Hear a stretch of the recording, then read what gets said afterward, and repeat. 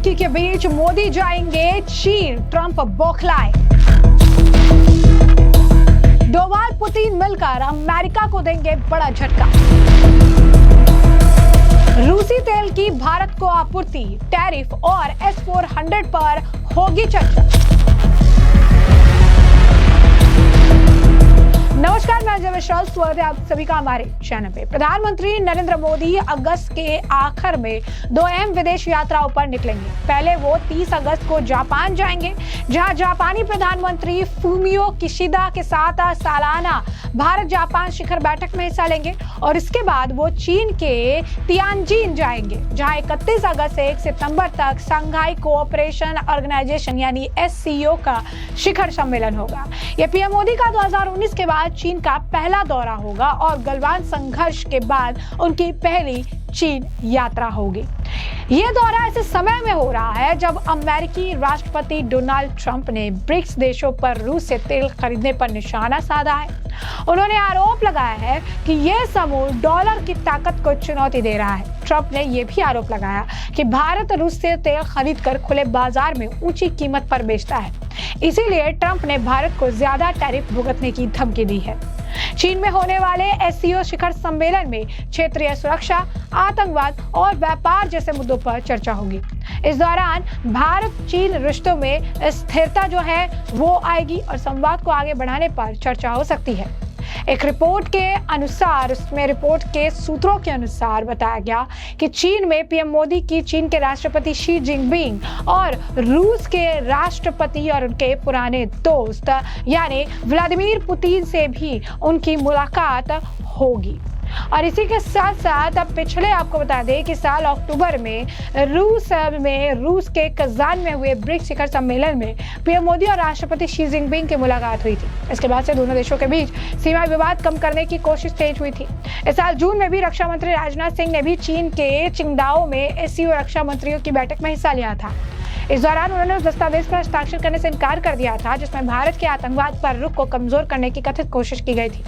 खासकर पहलगाम आतंकी हमले का जिक्र दस्तावेज से हटाया गया था। रिपोर्ट के मुताबिक चीन और उसके सदाबहार दोस्त पाकिस्तान ने उस दस्तावेज में आतंकवाद से ध्यान हटाने की कोशिश की और पहलगाम हमले का कोई जिक्र नहीं किया था।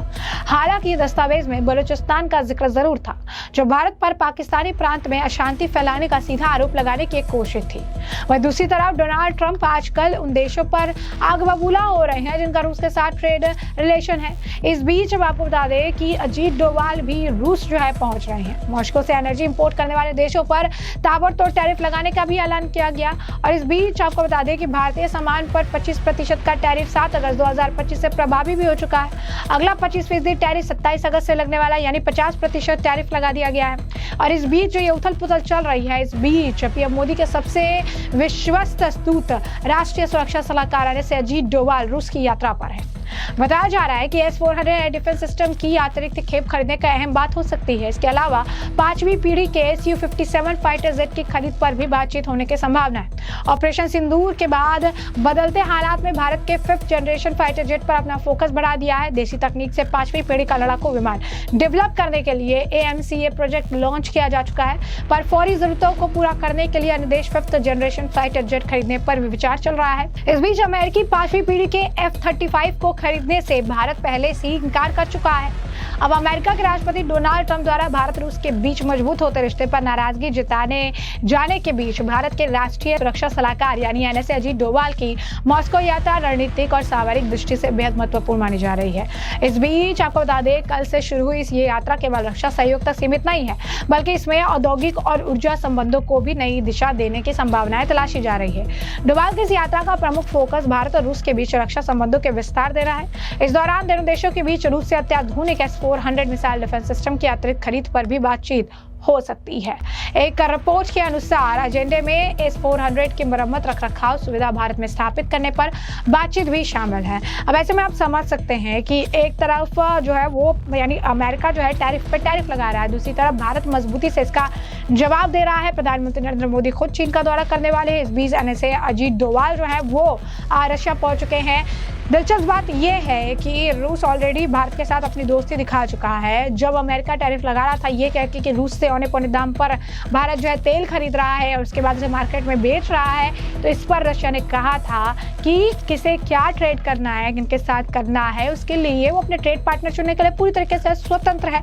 रशिया ने उस वक्त भी अपनी जो दोस्ती है वो भारत के साथ निभाई थी।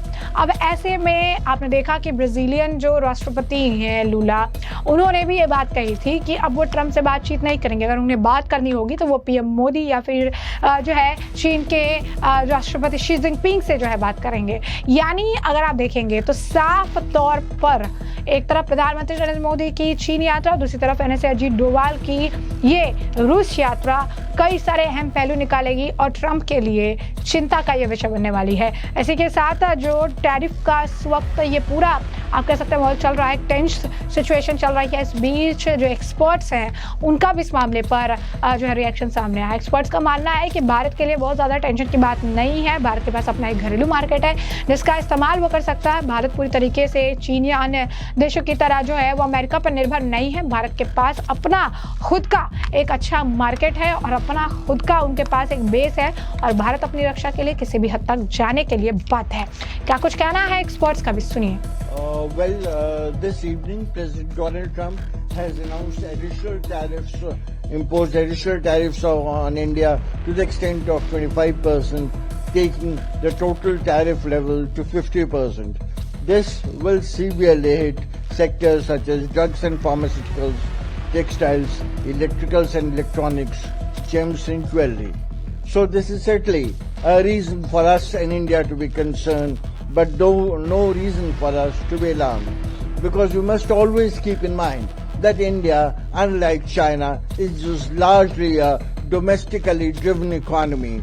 In case of India, exports account for something like 18% of India's GDP. In case of China, the present export proportion to GDP is 20%, but at one time it had gone up to 30%. We presume that on the basis of some exercise that we have done internally, that this will cause a hit of about 20 BPS on the gross domestic product of India and 50 basis on exports. However, there will also be a hit to employment. Now, given this kind of an evolving macroeconomic scenario, India has to do some kind of a calibrated retaliation, diversify export sources, be resilient, forward-looking in its export strategy that balances self-reliance with global integration. Some other elements of this evolving strategy have to be tariff rationalization, attracting anchor investment, greater participation in global value chains, GCC, simplifying tariffs and lowering tariffs where we do not have adequate domestic capabilities. I am reminded of very famous Hindi poet Pradeep, who said, "हम लाए हैं तूफान से कश्ती निकाल के." In simple English, it would mean that we have weathered many storms in the past, like the global financial crisis of October 2008 or even the COVID-19 pandemic. So we are confident this will cause some hit, but will be able to weather this shock confidently. तो ऐसे में आपने बयान सुना और हमने आपको जो पूरा मामला है विस्तार से बताया। इस मामले पर अब आपकी भी जो राय हो हमें कमेंट सेक्शन में कमेंट करके जरूर से जरूर साझा करिएगा। धन्यवाद।